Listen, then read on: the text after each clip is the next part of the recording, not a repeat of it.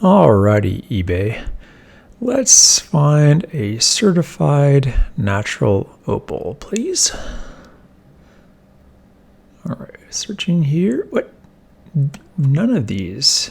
The 25,000 results. That's definitely not natural. No, none of these are natural. Okay, so that one there in the second row was natural. None of these are not natural. Not natural. Okay, let's click on this one because this is the most obviously fraudulent opal I've seen here.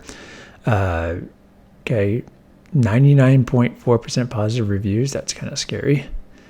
A natural Ethiopian. Okay, so yeah, sure, it sort of looks like a really nice Ethiopian opal, but that's not what Ethiopian opals look like. It's being shipped from India. So, and here's some descriptions here. Has a brand name. Opals are not branded unless they're lab created. So anyways, I'm just going to clue you all in. This is actually a lab created opal. And what you need to know about if you're going to buy opals is that there are a lot of knockoffs out there. So in order to find out more about lab created opals, here's what you need to know. Okay, so this website here showcases one of the manufacturers of lab created opal, known as Bella Opal.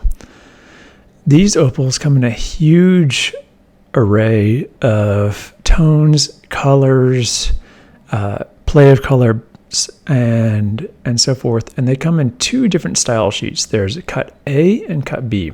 This is cut A, where the cuts are going across the grain.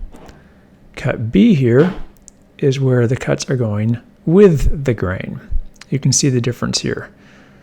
Imagine that all of these colors are like posts stacked together, and so if you cut them across, you're going to get splotches of color. If you cut it with, then you're going to get long posts. So this one here, this one is cut across the grain.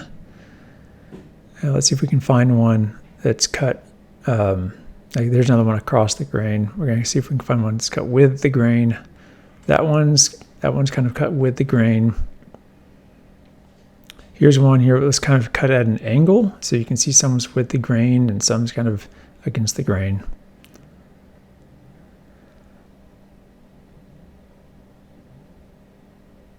Let's go back to that listing here.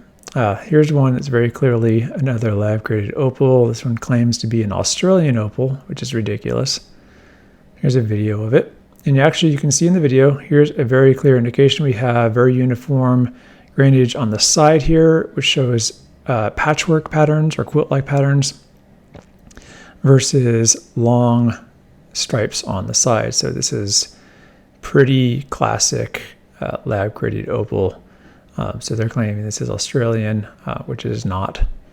So this is just something to be mindful of when you're out there shopping for opals, that there are a lot of sellers trying to sell knockoffs. So how do you know if a lab is actually legit?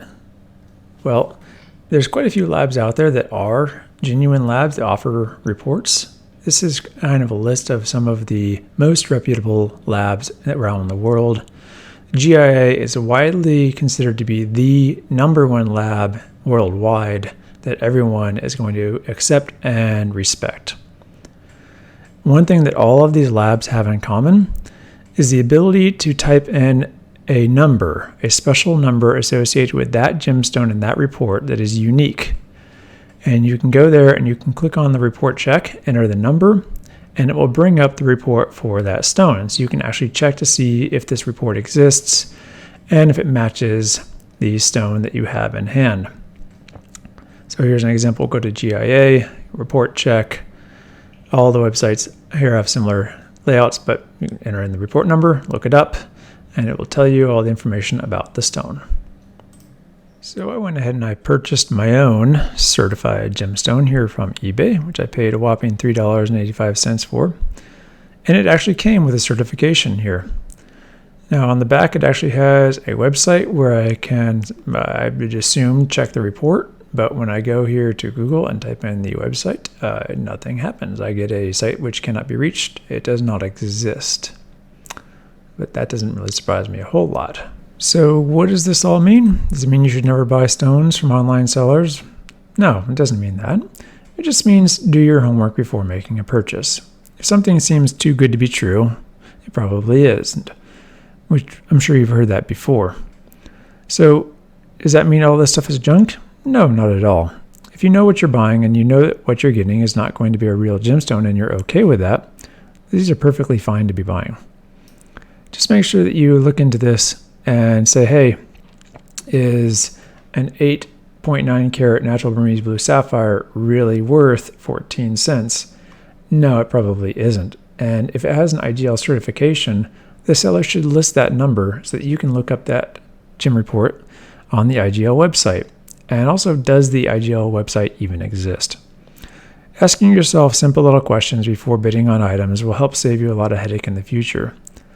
So as a buyer, it's our job to look for these things. For example, this right here is clearly Bella opal, disguised, masqueraded as a natural fire opal cabochon in this case.